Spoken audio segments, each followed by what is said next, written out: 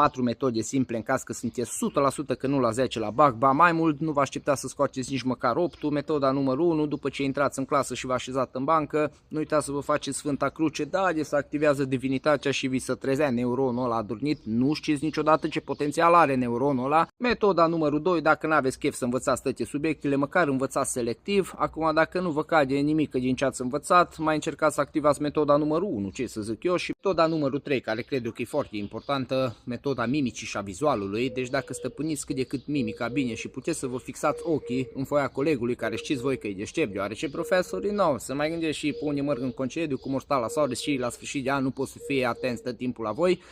Dar gândiți-vă că metoda asta trebuie să fie în felul următor. Dacă reușiți să stăpâniți mimica și profesorul vă vede, el trebuie să creadă că voi vă gândiți, nu că vă inspirați de acolo. Dacă nu mai are niciuna din astea 3 metode, puteți aplica metoda numărul 4 și o putem numi metoda Doamne ajută și dă bine.